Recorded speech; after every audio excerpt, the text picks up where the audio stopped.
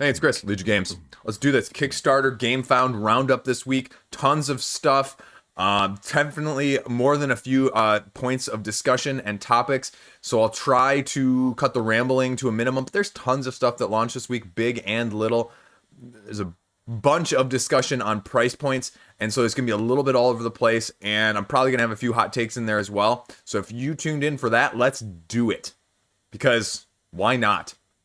If you missed my stuff earlier this week, play games you own. Top 10 from my own personal collection. I'm not preaching to you. I'm just stating emphatically my title. But also, Lands of Galzyr, the review, the playthrough, Should You Back Drunagor, all of that stuff's out there. Check it out if you're interested. That's enough self-promotion. Let's do this. So, first up, we have Dragonbond Lords of Vaala. Now, again, my review is out there. Just some early, I guess not even really a review. My impressions are out there because I wasn't able to play it to the full player count, and there's clearly a lot of other stuff on this game page that I didn't have any idea about, that they didn't mention to me about, that I just didn't know about in the first place. So I'm glad I called it an impressions. And so this is an asymmetric board game. They say you're getting a free expansion. They didn't tell me anything about that either. From that side of things, and you are either taking the side of a general controlling an army, or a dragon, asymmetric powers, and just trying to collect 10 of these little power icons from the board through action programming from a set of cards that you are going to have the ability to adapt and utilize each round. And it's going to allow you to move around, it's going to allow you to play magic cards, it's going to allow you to battle. And it's a dice rolling battle. So again, just something you need to know. Now it's already 200% of its funding goal. This was one where, I mean, clearly people like it. It's a little bit of area control at the same time. And so it's definitely, it's just different. And, you know, 2 different games for $49. Let's see what that means. I have no idea what that means. So the $49 pledge level gets you a copy of Armies of Blood and Dreams, whatever that is. And 3 promo cards if you're an early bird here. And primer, print and play, STL files, okay. And $79 gets you Legends of Valerna, okay. 2 new factions, okay. And $99 gets you creatures as well. Creatures that are going to be able to go on the map. And $120, whoa, getting a lot of everything. $170, Gargantuan Mini, that's pretty cool. And these miniatures, I'll be honest, they were pretty good. I didn't really show them off in my video a whole lot, but they were very good for prototypes. So I was relatively impressed. All miniatures pre-assembled in this one. You're getting a whole bunch of stuff. 3 gigantic plastic dragon miniatures. Okay. So, I mean, for the base game, that's a good price. Now, I guess I would hope that, yeah, if this is going to be included. Now, is this usable with? Let's see. Can become its own standable game if stuff is unlocked, but otherwise, if it goes with it, there's the general, dragon. And the other thing about this game is you have to play it with 4 people, and that was one of my critiques, was like, if you don't want to play with 4 people and you're playing 1 or 2, there's a lot of not autonoma, as I said in my video. I screwed that up more than once. You're alternating as well between dragons and generals, so you have to sit in a certain pattern. So alternating. So again, just something, it's different. It's just different than anything else I've seen out there in the mechanics, and I'm not sure how I feel about that. It definitely would take more playthrough. So back now, 3 exclusive promo cards for those events. Okay, goes through some of the background, goes through the creation, the world primer. You get to choose what you're going to do. Yeah, and these are, like I said, these are cool miniatures. Gameplay right there. You're claiming these power tokens on this massive board. A couple playthrough videos, a little bit of going into the factions themselves. We're going to the stretch goals here, and already with the stretch goals here, already getting a 4 of them already with, you know, cool. Just a whole bunch more stuff. Miniature poses, miniature poses, miniature poses. Okay. Again, we talked about the pledge levels up there. And, you know, just more from that side of things is going to be very interesting. I think the base, like I said, with a lot of these, the base game is always going to be your best content.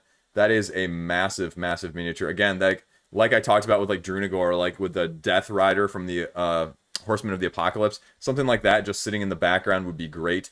In case you see my right arm flipping around at this point while I'm doing this, my cat is trying to climb up to where the camera is. So, you know, I'm trying to swat her down. But, yeah, those are cool looking miniatures. Here are a bunch of the add-ons, so you can see some of the sculpts for some of the monsters. And then it just goes through more of the stuff that you're going to be getting. I think these are some of the creatures. Yep, here you go. The legends, new playable characters, which I think this is probably the most intriguing thing. I think you get this if you're going to get the other, because that was my other concern, was that it was sort of the same. And so if you get these in there and they do something different, you know, you can make an argument for the creatures, but I think this is more of the ranking of which I would go for. I would go for this first. So, and this is just a massive Kickstarter page. Again, the creatures, again, for the price, I mean, it's the huge miniatures that you're getting. I think this is really cool, but you're definitely paying for the price rather than just the content. So, take it for what you will. I think the $30 with the 2 new factions is a better deal. But if you want everything, those are by far and away the 2 big things that you're going to get just for a content-wise depth and playability. So, runs through there. So, yeah, that's about it.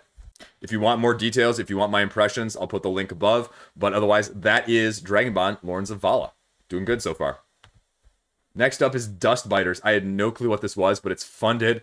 It's a furious card game about rival gangs trying to outrun a giant dust storm. So you're doing that post-apocalyptic thing.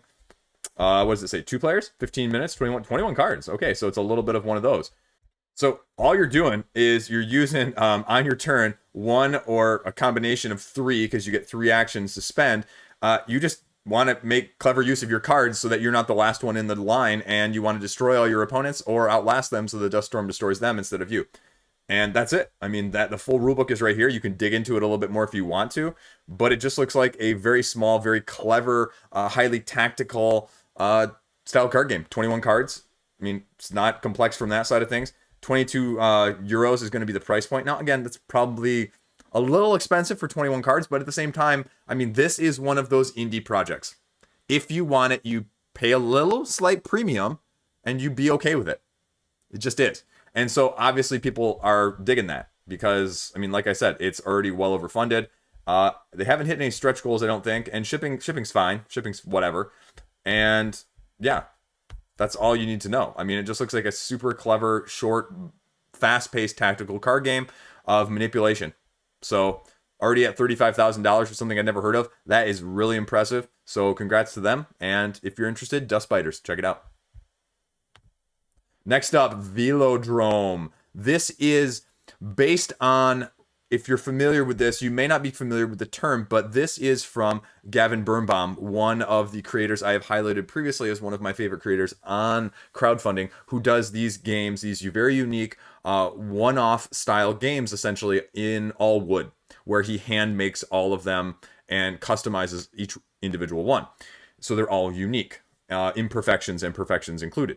And so this is, if you're not familiar with this term, this is the Olympic sport, or the sport in general, of cycling, where they go around this oval pattern, this oval, at high speeds with these, they're like those super light bikes with like the super thin wheels, like speed skating for cycles, if you will. And they made a game out of it. And so 50 people are backing it. He's already got almost $5,000. It's actually a lot lower priced than some of his other games. And so it's only, well, oh crap. Never mind. It's just the same price as some of the other games. I thought, I was looking at it this morning and I thought it was $50 US. It's 50 pounds. So $70. So it's expensive. The only problem I have with this is I didn't see a gameplay video because, I mean, what you're doing is you're action programming a little bit. And depending on how you action program and how many of your points you use in movement depends on how far you move, but it also depends on whether you can quote unquote attack, which means draft essentially, or hold, which means potentially move other people's instead of yours, which could benefit you significantly if you move them less ideally than they would move them. And so as you go around, these cubes are going to be placed each time each turn goes, and so they get to the collection spot, and then the first person that crosses the line gets them, and then you collect so many of them to win. And I don't have the greatest sense of the actual gameplay apart from the overview. I've read it 2 or 3 times now on the page because he just goes over the actual words here. I wish, like some of his other campaigns, he had an actual gameplay. So I'm hoping in the next couple days he'll have one. But I don't know. Because I wasn't as personally a big fan of the mechanics of the last couple. But this one is more, again, something different. As we've seen with other cycling or racing style games. Again, it's a completely different concept. The wooden is completely unique. This is like a tabletop, like coffee table style like game as well, to show off and to have. And so I think it's really cool looking. And if he puts a playthrough video out there, I'm going to be one of the first people checking it out because I really want to see. So I have this saved already. It's got 12 more days to go. I could see myself going either way. It's a price point for a niche indie game, just like the previous one. So you're going to pay more for it. Just is what it is nowadays. That's a whole nother topic of a video coming in the next 1 or 2 weeks, by the way. Anyway, spoilers. That is Velodrome. Check it out.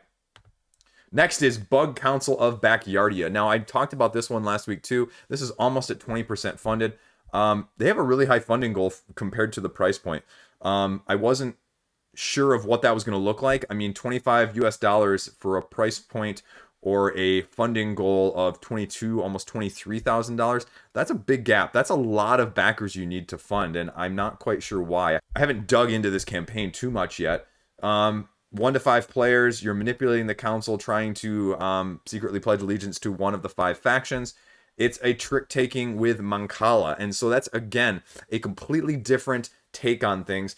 And I heard a little rumblings, and you can see some videos right here, that this game is actually getting some very pleasant hype. And so I'm a little bit surprised at, the funding goal. Again, neoprene mat. Oh, maybe that's the neoprene mat. How would, at all price levels? Yeah, there's only one price level. Wow. For a neoprene mat at that price level, that's impressive. Free promo pack. I mean, I guess I'm not a big fan of bugs. So, as much as I personally sometimes think I enjoy trick-taking, I still am not 100% completely sold on it. I mean, I like trick-taking, but I don't like super odd trick-taking as well.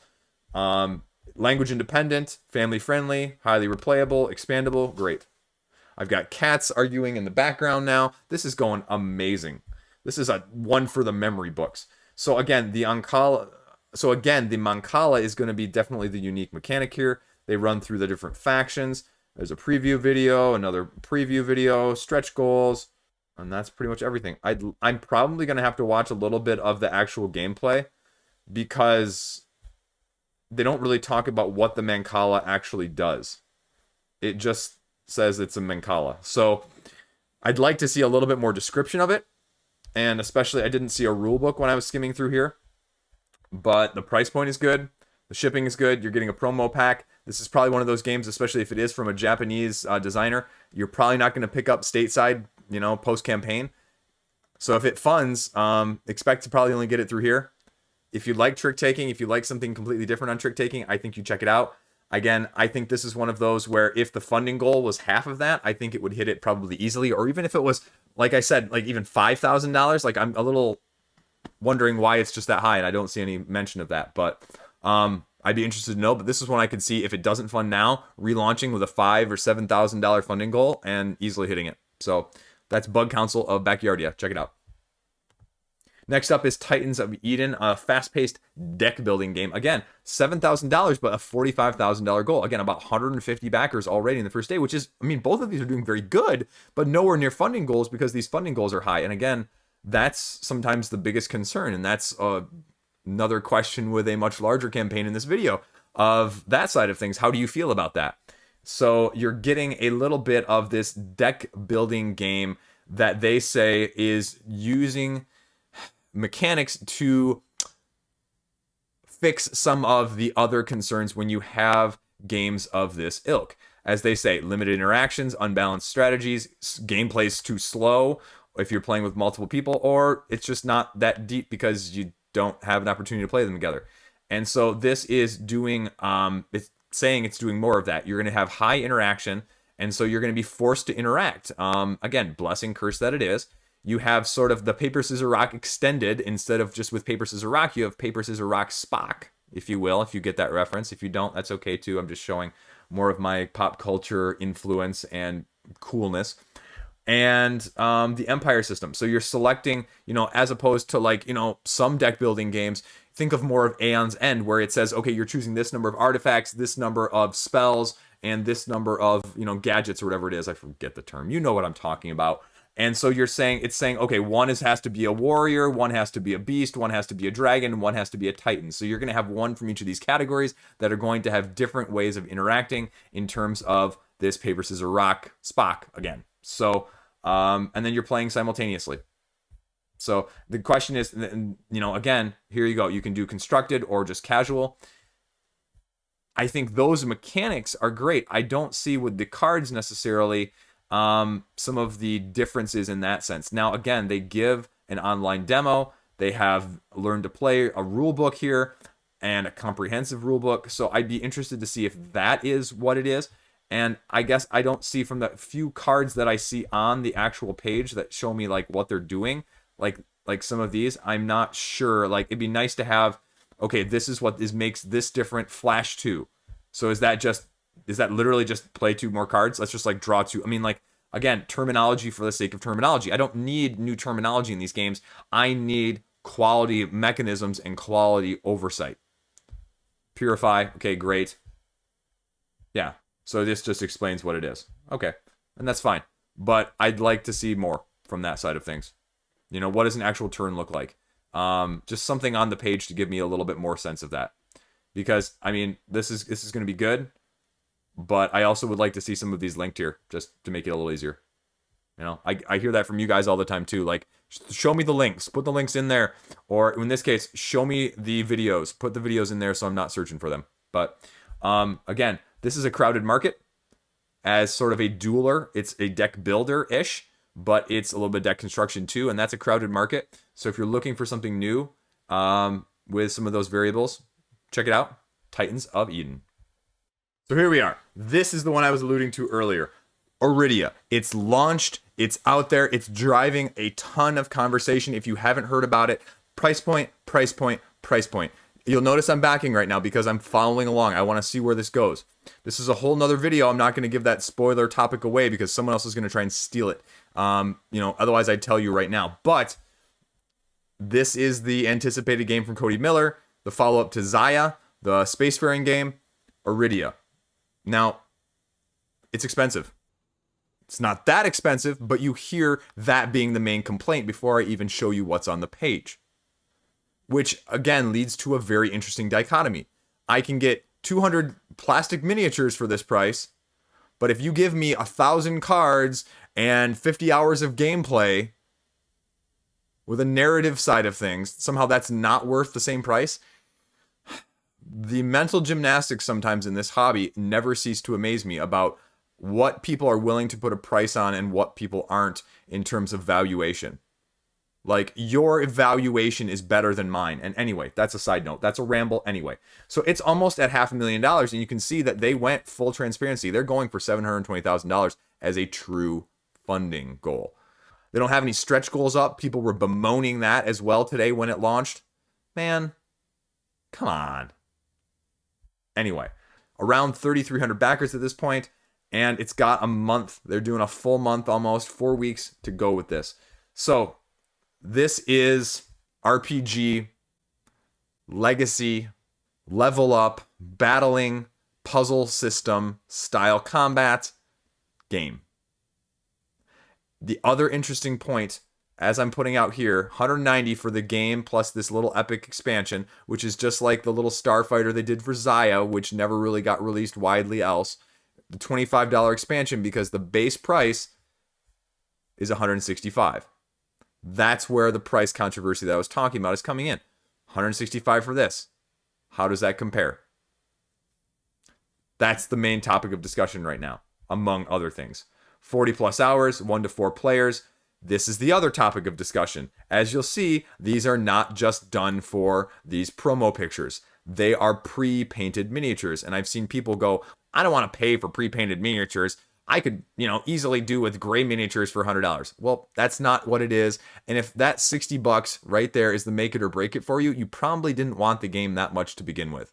You're just almost sometimes looking for an excuse to complain about why you're not going to get it. You're probably looking for any reason then at that point. Because if this is really what you wanted, the value is there. I'll tell you that right now. It's just whether or not this is for you or not. 60 plus pre-painted miniatures. Yeah, you're paying more for it. That's the world we live in now, folks. You either do it or you don't. 900 cards, 300 map cards, world maps, player boards. That's a lot of stuff. It's a lot of stuff. So you're getting a lot of stuff for that price point, like I mentioned at the beginning. You'd justify 100 miniatures for this price point. You won't do it for all of this other stuff, though. 60 with all of this other crap, which arguably gives you more gameplay. So people will pay for plastic, they won't pay for gameplay. Anyway, tangent over. Overworld map, loot system. Here's the create a character that you can do. You're exploring the open world, discovering these locations, talking to NPCs, events, points of interest, fighting, loot, leveling, pre-painted, everything that you need to know. I think Jeremy Howard said that the intro campaign, the intro to it was like 2 hours long itself. So, I mean, there's a lot going on here. Period. The path of what your character wants to take. Different paths. Awesome. Open world. Resettable. Different locations that you're going to visit. Actions have consequences. Cats climb on the windows. Anyway, so exploring the location, they give you an example of what you're going to be doing with this. And really, I think the base question of, with all of this explanation, with the combat, with the turns, with everything like that, is really more of just a, and this is going to be the topic of the video, so no one steal this. If you steal this, I'm going to be upset at you. Do we need board games masquerading as video games? Or would we be better off just sticking with video games with some of these scenarios? From a price point, from an overhead, from an engagement standpoint. I'll leave it there. Whole nother video, like I said. And it talks about the combo system. It talks about the combat system. This is why I don't let the cats in here anymore. Anyway, so threat system. I mean, there's tons of stuff here. You're covering this attack pattern on this combat to do damage and to defeat the enemies. And it's unique. It's innovative. It's just, is it for you?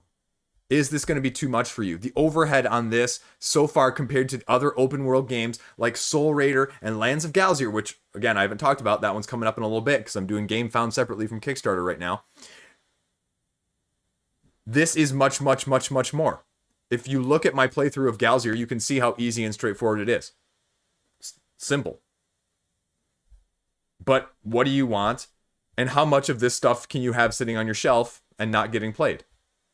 There's tons and tons of layers to this. Tons. Again, I don't think there's any question that this is a good value for what it is. I don't. It's just whether or not it's for you.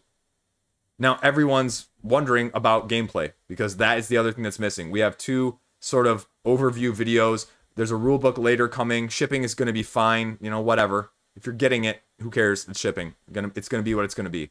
So, again, that is what you need to know.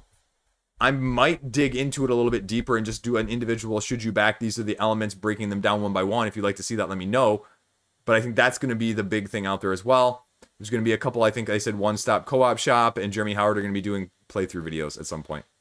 So this is one I would have loved to get my hands on, because I think that's going to be the truest test of how well it is for you. Gameplay will help. I think the rulebook will be better than some of the gameplay video for me personally. But I think hands-on would have been the best by far. But we're going to have to see what else, they give us from that side of things. So that is a lighter synopsis of Arydia, The Paths We Dare Tread. Next up, Dino Dodge. Just what it says. Almost 23% funded. We talked about it last week in the upcoming ones. Your dinos, you're trying to dodge these meteors. You're trying to push other people in their way so that they get taken out and you don't. It is a take-that community-designed game, as they say. Sky's falling. Adding a meteor tile. Adding it to any tile that's unoccupied by a meteor. You perform your movement, play a card, and then if there's a bump after the movement, you bump all the players sharing the same land. And there's land effects, there's dino powers. You're going to rotate things. You're going to move things in terms of what's coming down with the meteors. Resolve what happens. If you can't resolve, then they're eliminated. It's that simple. It's that straightforward. What are you getting price point wise? $20 early bird, Kickstarter exclusive stuff there too. Now, what is exclusive? Okay, the core. Okay, they're just saying the game is exclusive, so you might not see it at retail. Deluxe gets you 4 unique expansions. All these mini expansions. This one gets you the large game mat and a few other content locked cards and printed meeples. And that is whoa. So shipping is going to be what it's going to be. A couple preview videos down there at the bottom. How to plays. Awesome. Take that. Quick 1 to 5 player. Dino Dodge overhead. There you go. Check it out. Next up, Queen Games' latest Pirates. It's a swashbuckling family game remake of the Stefan Dora game. And what's interesting is they're including a couple of the other ones, including Lupos, which I had to look up when I did this because it was originally a German published early 2020 or 2021. And there wasn't an English printing, and now it seems like they're doing an English printing on this one. It's Lupos, as a side note, it's sort of this wolf game where you're moving these wolf packs to certain areas, trying to get them to conjoin together at the right time so that they summon the wolf spirits to help you win, I think. And then they're offering 2 of these big boxes, the Fresco and the Merlin big box, which I just don't know how well those have appealed to people. But it's a remake of this Pirates classic game, which recently, all of these Queen game reprints are like sitting in like the averages of like the 6.5s in Board Game Geek. So like not great, not terrible, but like okay games. And so like I just haven't been terribly impressed. The other thing is I really was more interested in Lupos with this, but there's like 1 6-minute video from Tantrum House, and that just doesn't give me enough information. And so if you're going to click on a game that I'm going to get here that may or may not be at retail that I don't know much about, that has a 7 ratings on Board Game Geek, and I have cats running around in the background now, so that's the theme of the video. Maybe I'll even throw them in the thumbnail. I'm more interested in Lupos than I am any of these other offerings, even the main offering. Even Cocopelli, which has gotten sort of mixed reviews since it's come out, and so sort of the early reviews have sort of stated. I have no interest in Merlin. I have no interest in Fresco. And the Pirates game, just with the aesthetic, it doesn't really appeal to me. You have 2 preview videos is all you're talking about. And you're doing this sort of stacking where you're trying to press your luck in terms of getting these tokens and getting these capturing of the ships, because okay, well, the top one is the pirate captain, the second one is the mate, and everyone else is under the crew. So as the captain, you get the best reward, but you have to pay when you loot things everyone else underneath you. And if you can't pay them, then you have to pay them out of your own stash. And if you can't pay them out of your own stash, then you lose your own reward, which is usually the best reward, a card separately that gives you the most. And so it's sort of a press your luck on that side of things. And you can mutiny depending on, if you want to be captain over someone else. And you're getting, like with some of the Queen games, you're getting a little bit of extra stuff, I think, with this. Maybe a little bit higher quality stuff with a deluxeification. Maybe not, actually, this time. Maybe just straight up, it seems like. But yeah, that's about it. And again, Lupos. This is all you know with Lupos. You must help them contact him with their ancestors to finally talk to the Great Wolf Spirit. Tantrum House review, 6 minutes. That's it. That's literally all they have. There's nothing on Board Game Geek. They're like, oh yeah, here, check it out on Board Game Geek. No, you can't. There's nothing on there. That's literally it, except for like a German review or 2. And I translated the German comments that were all like, it's kind of okay as a family game, playing it with your young kids. I don't want something with my young kids. I want something with my 10, 15-year-olds that's going to be translatable across the board. So I'm not terribly impressed with this campaign. I'm not terribly impressed with the amount of information they're giving. And I'm not terribly impressed with the products right now, unless you give me more and give me a reason to get it. So, I mean, it's already 200% funded, but it is what it is. That is Pirates, Lupos, Deluxe Big Boxes. Check it out if you are interested. Almanac, Crystal Peaks. Now, this is the Scott Alms game that I talked about last week as well. This is the sequel to the Dragon Road, the previous unique worker placement style game where each page was a different style or type of mechanism of worker placement. This is basically the second in the series of that, already 150% funded. So this is a little bit of what you're getting. 80 minutes per playtime. Base game $49. You're getting both of them for $80. And again, second chapter, whimsical in this magical realm, as you are going to be traversing each page differently, including the ability to get the expansion and the Dragon Road to have the ultimate exploration experience. Again, a couple previews. We got a bunch of preview videos. Apparently, again, that's a topic of a whole nother video that I've already recorded. And there you go. upgrade pack if you want a little bit of better upgrades. What are you doing here? Guiding, going through a trail, encounters. Treacherous Trails is free if you're getting it. Stretch goal right there at 24,000, so that's up soon probably. A little bit of what you're getting in the game.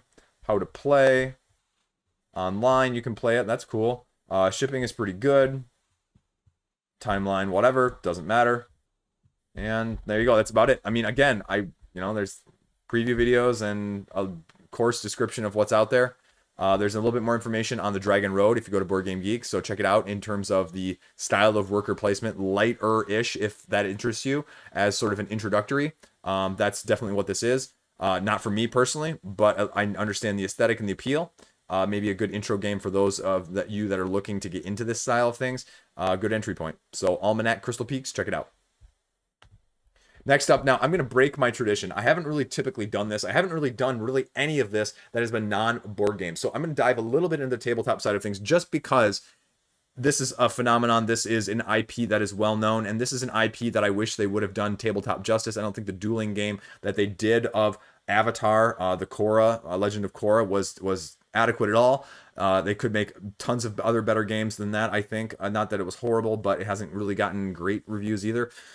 This is the role-playing game. It's already 1.1 million. When I checked earlier this afternoon, it was only at like 300,000 or 400,000. So it's just blowing up. People are all over this, and it's taking a completely unique spin on the mechanisms of the role-playing game in terms of bending, or how you don't even need to be a bender. You can be any sort of hero. It gives you tropes that you can sort of use to quick start or create a character to give them motivation.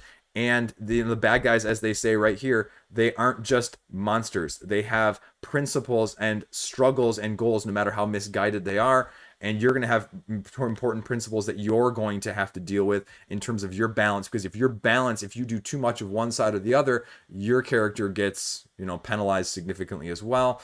And so you have to create this whole balance, which really incorporates the thematic of Avatar in the first place. If I had a group that would do role playing, one, we'd probably be still playing D&D 5th edition since the pandemic sort of cut that off at the knees. And two, if I had any of my role-playing group that actually had interest in Avatar, because I don't really know, because I just don't talk about that. I love it, but I know a lot of other people do. So, hey, if someone else wants to go in on this, let me know. Just what you can do here in all of the different things. You don't have to be a bender. You give a lot of other options. And then it gives you 5 different eras that you want to play in, depending on where you want to play in the history of the events, whether it's pre-Avatar, post-Avatar, pre-Korra, post-Korra, any of those side of things, which again is awesome. And it gives you a whole lot of scenarios, it gives you a whole lot of mechanics, and it just is done completely differently. The 4 stats are right here: creativity, focus, harmony, and passion. Again, it's cool. The balance thing that I talked about here in terms of you can be super strong if you're way over here, but you're also risking something more extreme happening to your character. And they give examples from the series as well of what that may look like in terms of abilities, interactions, and consequences. So it's cool. It's cool. I just think it's really neat. I see why people are really idealistic about this. These are those tropes that they sort of give you to pick from, that you give you a little bit more to base your character on. And it's just cool.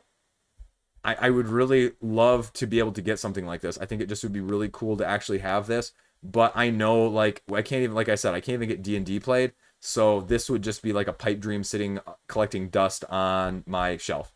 And they're hitting stretch goals. New core playbook. Wow. New NPC. Tenzin.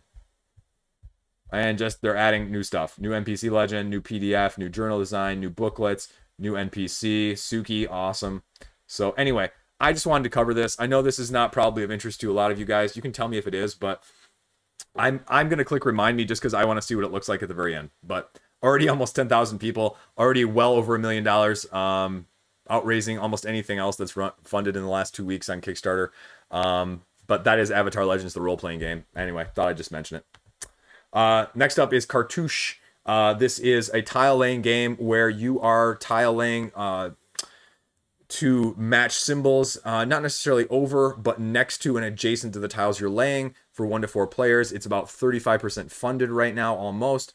And you are going to be trying to, as I said, using these unique tiles to sort of create patterns that you are given in order to score points. And you can see what the player boards look like right here, and you are going to be placing adjacency. So maybe you need to be adjacent to 2 of the white ones, or you need to be adjacent connecting, several of these. That is what is going to be, what the game is actually going to do. They're giving some promo tiles for free as a reason to back it now.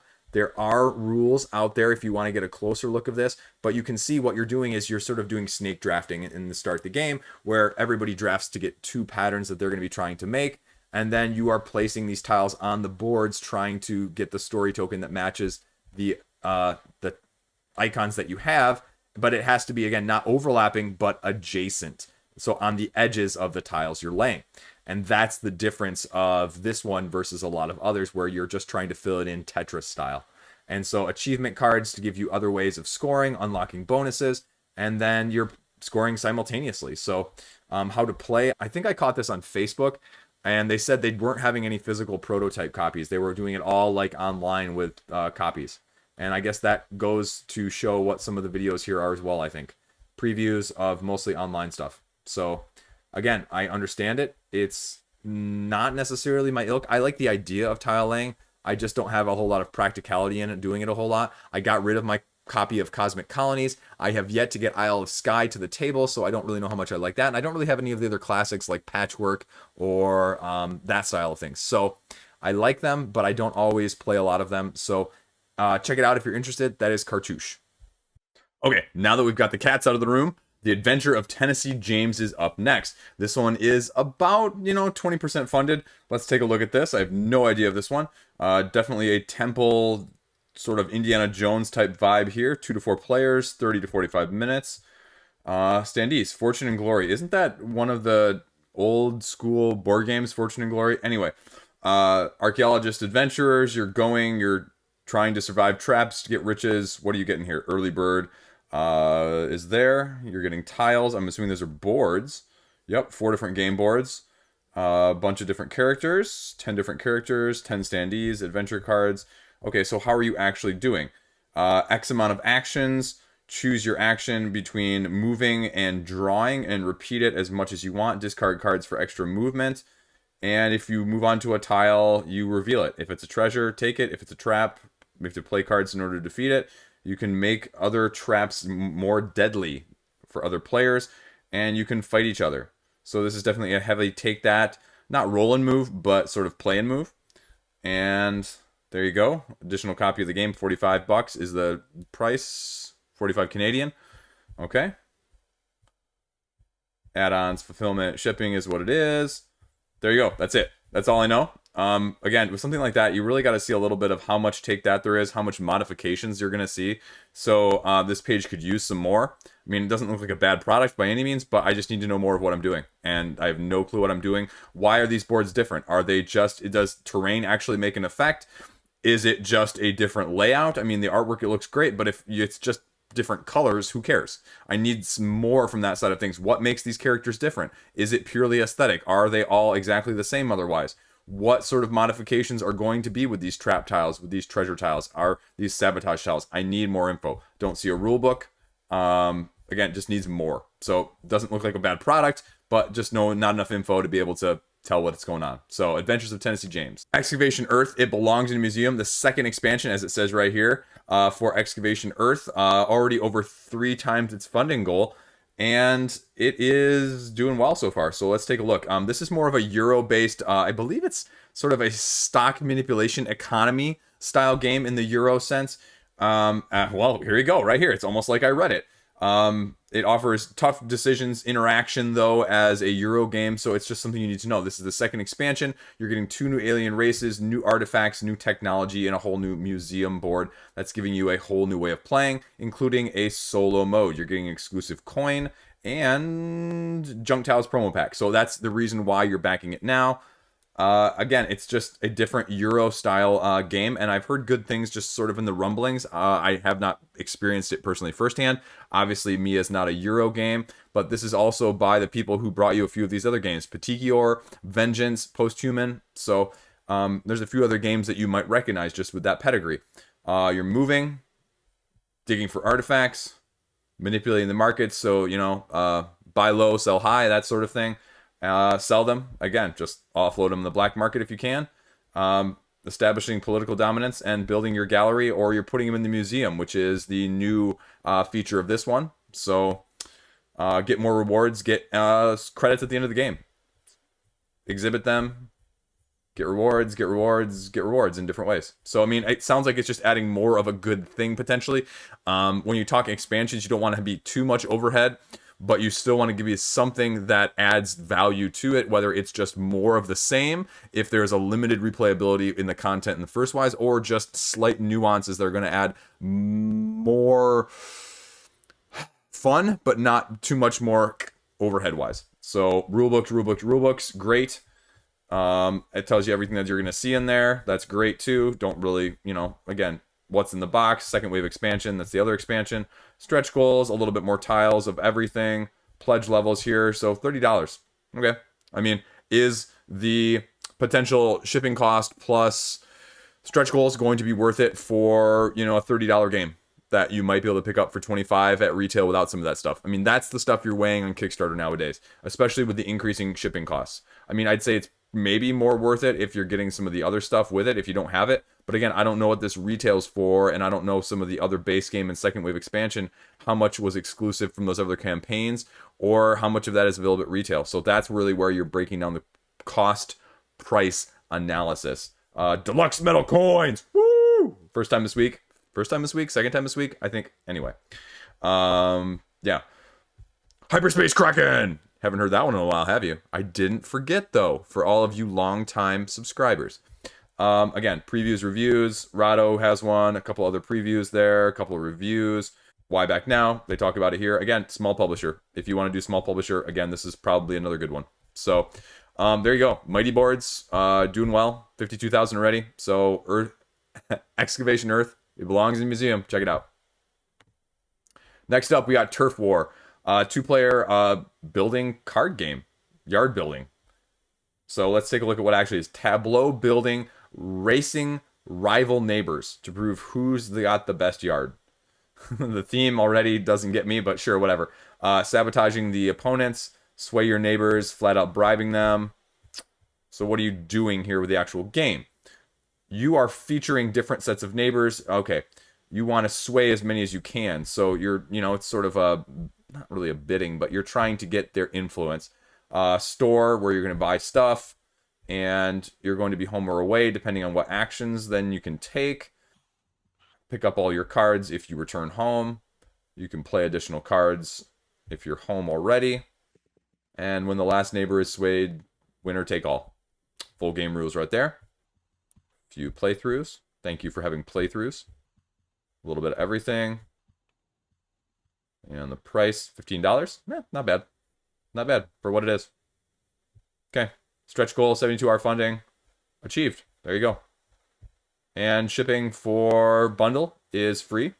If you get 1 to 3 copies, it's going to be about $5. I mean, that's the only question with a small game like this. It's funded, but what is the shipping price going to be looking like for a small one versus some of these bigger publishers where some of that may be, sort of already locked in a little bit? With some of these smaller ones, I wonder how much that could change. That'd be my only concern or caution with a game like this. Just like solid failure. There you go. Turf War, good price, funded. Check it out. Next up is Green Hell. I talked about this one last week. Now, this is already only about 56% of the way funded. That's an interesting early backer reward, though, too. Free dice tower for day one backers.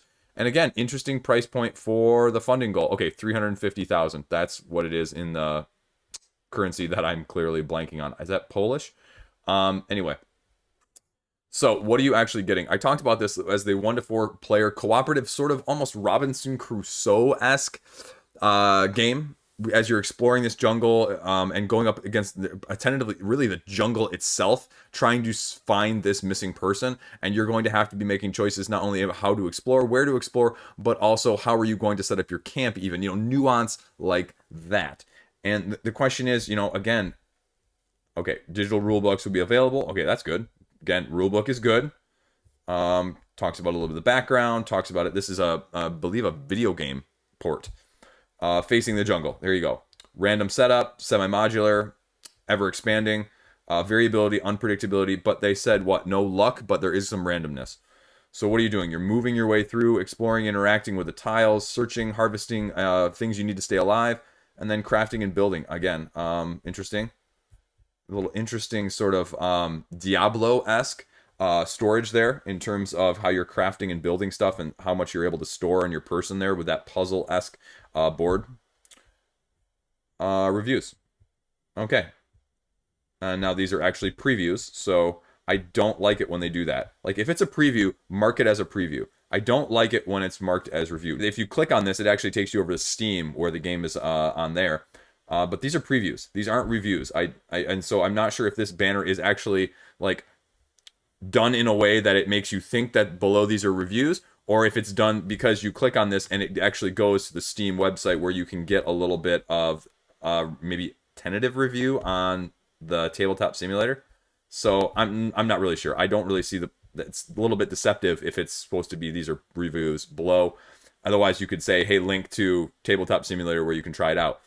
But these are previews. All of these are previews. So again, what are you getting? You're getting a whole bunch of stuff. And again, it's more of this is a saturated market. And I mean, this is clearly a unique theme. This is clearly a unique thing. But I think with a lot of the survivalist stuff, I mean, like I said, there's a reason Robinson Crusoe is mostly a solo game. It's cooperative. You can play it with more people, but a lot of people mostly play it solo. And that's what this theme sort of brings to mind. Now, I'm not going to say anything bad about it. I mean, I have no idea how this is actually going to be without in-depth look at those previews. But also, previews are going to be mostly positive. And again, here's the polyomino puzzle that you can see sort of what they're doing here, which we don't really see in a whole lot of other games. We see it all the time in video games, but you don't see it too much on the tabletop because it is more of a puzzle and a game. And you can mitigate and click easier than you can sometimes move these tiles. But that's how you're going to be crafting things too, in terms of making things together like that as well. Threat rolling, damage rolling. I mean, obviously there's going to be a bunch of rolling if they're giving you a dice tower for the first, early backside of things, and it's going to be used. I'm imagining quite a lot. Search dice, there you go. Yep, dice, dice, and dice. So tokens, tokens, tokens. Stretch goals here if they hit them. They're still a ways off from that. Shipping's a little more expensive, but whatever. That's about it. So Galactus Games, and what is it? They are Polish. I was right. So it's about just under 60% funded. We'll kind of see where it goes. I wouldn't be surprised, as with all of the trends lately, is these bigger projects that don't fund or don't fund immediately or fund under their expectation. Like, I think this is actually a true funding goal. A couple of the others that I'm going to talk about in an upcoming video about projects that canceled after funding were with false goals. And so I'd rather see you fail with the true goal than succeed and cancel with the false goal. So anyway, that's Green Hell, the board game. If you're interested, check it out. Next up, Cyber Wreck, the fun, fast science fiction card game. Again, this is 3,500 to 4,000. So again, for something I've never heard, for something that is what it is, there you go. Let's see. Tim Pratt, Hugo Award-winning science fiction writer. Okay. So, what are you doing? You are a cyborg arrived on an alien wreck, but there's someone else messing around with your treasure. You get 5 cards. They allow you to attack, strengthen, or defend, or just cause chaos. So it's a take that card game, essentially, is what it looks like. You have the ability to upgrade yourself into slots of gear, if you will. Slottables, as it says right there. Stem chips, which are loading into your brain, giving you characteristics. And quasi-permanent upgrades. The expendables. Unstable expendables, and you get 20 life. And there you go. It's a take that sort of style game. There you go. That's it. That's it. That's all you need to know. Clearly, it's got an interested party. Clearly, it's an interesting concept. It's a light style concept, and we see a lot of those fun nowadays. Again, the what funds and what doesn't seems to elude me constantly. But if you're interested, Cyber Wreck by award-winning sci-fi writer. Check it out. Next up, Finders Creeperz. Show off tactical prowess, killer instinct, a game for the family. And this is almost 50% funded, so let's check it out. Family-friendly fun, a roll and move to be the bridge getting kids into games with more strategy. So, let's see, 2 to 4 players, 15 to 45 minutes. And what are you getting here? Try it on Tabletop Simulator. First one around the board wins. 2 laps for 2 players, 1 lap for 3+ players. Okay, talking about the strategy, let's see. What's the strategy in this? Okay, bunch of quotes here. Plushies available as well. You get a signed copy of the book. They're trying to launch multimedia with this, so not just book, board, but across the board as well. Shirts as well, custom minis. Pledge level for the game, 28 bucks or 28 euros. 28 bucks or 20 pounds. Golden ticket. 3 golden tickets to lucky backers. And they get a free all-in on the next project. Okay, interesting. I wish there was a little bit more on the page. Just in terms of the actual explanation. Like, I don't mind, like, a rules video, but just like I've said in other ones, and this is a playthrough, so, I mean, that's nice. I guess I'd like to see a link to the rulebook. In terms of what it's doing, and I'd like to see maybe a little bit of what you're doing, like with some of those other ones. So I like the fact that they've linked a rulebook right here, because I don't see anything else on the page that really tells me how to play. It just says go around. It doesn't tell me what these spaces are. It doesn't tell me what the characters do. It doesn't tell me what you're actually doing. Board spaces explained here in the rules. If you land on any spaces via the numbered arrow movement, they're ignored. Only actions are to be followed on the secondary movement if you land in the same area as someone else, or a creeper, or if you land on someone's secret trap. So you start, you roll 5 questions in 1 action that can help or hinder your progress. You're safe on this one. Numbered arrows, trap, take a risk, yay, decoy. Gameplay. You choose a space number to set their trap and write it on a piece of paper. Keep it hidden until they land on that paper or until they land on that space, and then you reveal it. Single use. So basically a pre-game sort of setup. Creeper starts the game, can't move until you roll a 6. And when you roll a 6, it says you roll the creeper and the character. And the character is trapped if the creeper lands on the same space. So the creeper gets stuck if your character is stuck. Difficulty settings. Okay, there you go. I just need a little bit more on that side of things from the rules. A little sample gameplay would be nice. Check out the playthrough if you're interested. But that's Finders Creepers. Check it out if you're interested. There you go.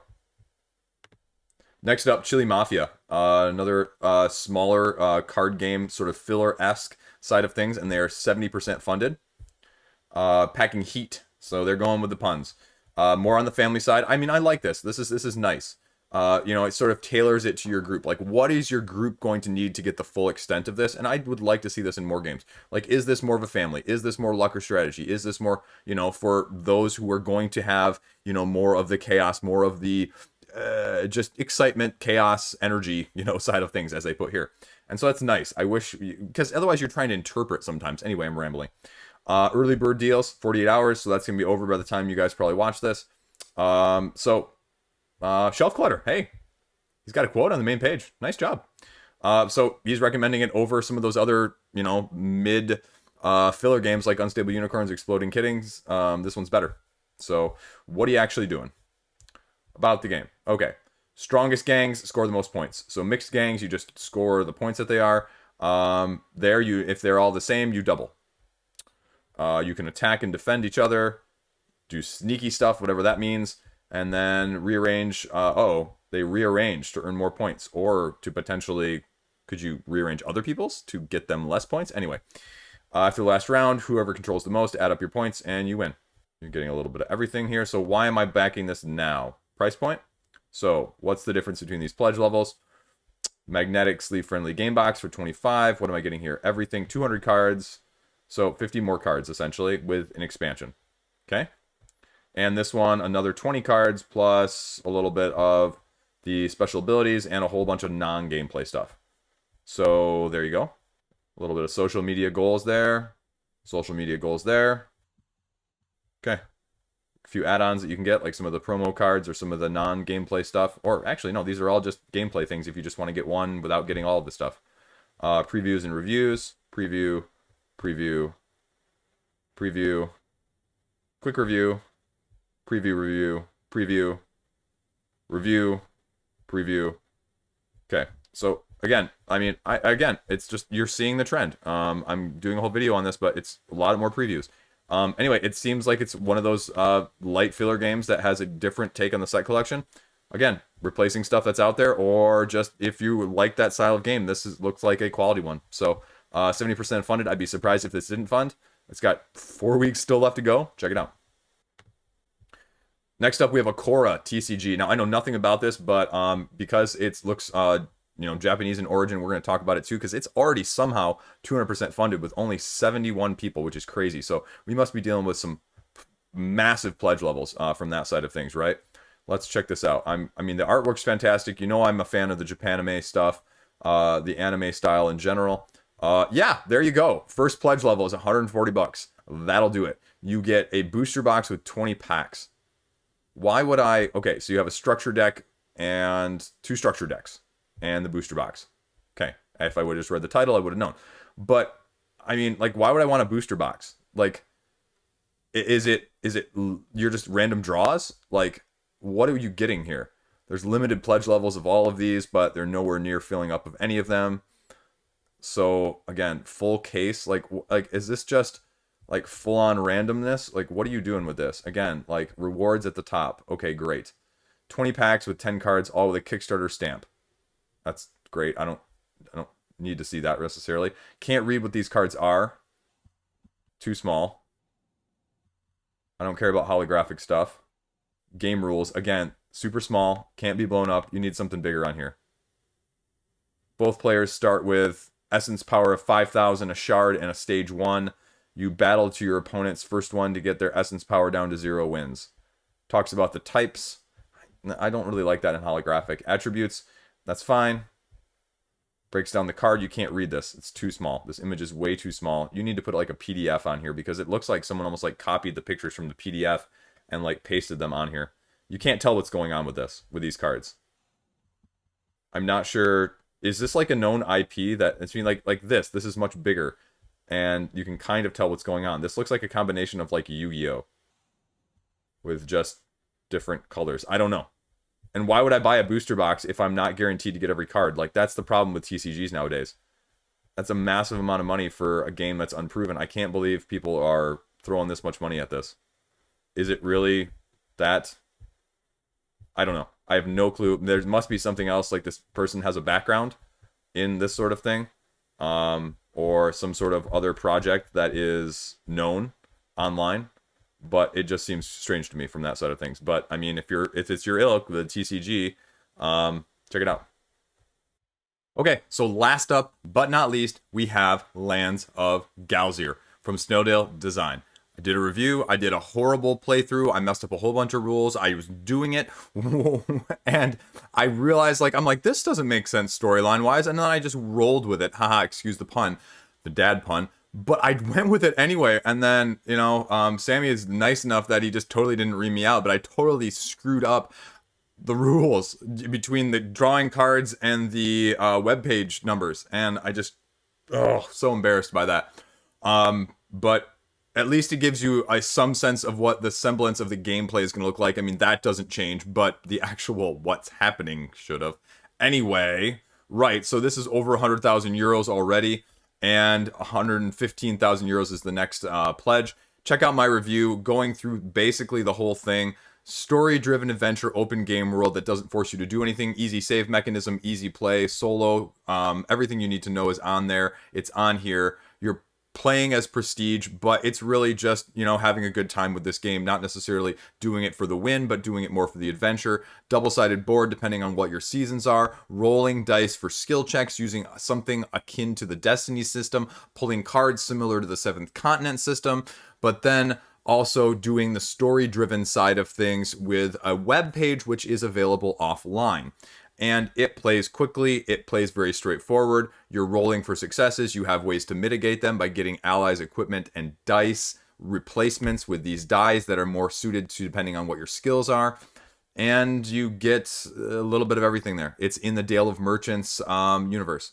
The only question is whether or not the deluxeification for, you know, 60 more euros is worth it for you at this point. And so what does the deluxeification have? The adventure journal, dice tray, extra dice, playmat and bag, sleeve. So, I mean, you're getting a bunch of stuff. It's going to cost you, though.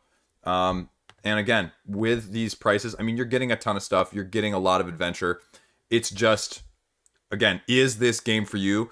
Comparing it to Arydia, they're completely different. Like I said in the other video, you can have 2 games like this on your shelf, and both of these are going to fit completely and utterly different niches. Completely. I have no qualms saying about that. And you're getting a ton of stuff. You are. So in terms of the adventures, in terms of the exploration, it's just whether or not this non-super competitive game is for you. Plays well solo. But if you're looking for something more head-to-head, this is just not it. If you're looking for something that, oh yeah, I won, this is also not it. And you just need to be aware of that going in. This is all the stuff you're going to be getting. I talked about in the video. Again, a whole bunch of stuff here. No questions about that whatsoever. It's easier to play than 7th Continent. It sets up quicker. It puts away quicker. There's less overhead in terms of everything. So, I mean, it's relatively straightforward. There's a tons of videos. My video actually made the page. Woo! That's actually a good video. The playthrough, I'm glad you didn't put that on there, but the other one's on there. So that's all that matters. The one I actually feel more proud of. So if you have questions, let me know down below. Okay, there you go. That is the roundup for this week. Some heavy hitters, some rambling, a little bit of rants, a little bit of spoilers about what's coming up and, you know, what's going to be on the horizon in terms of topic videos too. Because I kind of like doing those. Those are short little topic videos. They're nice to get out. I think it raises some interesting conversation and stimulation in terms of things to think about and sort of what's going on in the neighborhood of board games. So, as always, thanks for watching. Tomorrow will be the upcoming video for next week. And, you know, maybe I'll talk about TV shows too, because why not? It's fun talking about other stuff sometimes too in these videos. You know, as long as the cats aren't, like, fighting in the background and stuff. So, you know, little Easter eggs everywhere, if that makes sense. Okay. Stay classy. Hopefully you're not working like I am. So, it is what it is. Stay classy. Have a great weekend. See you around.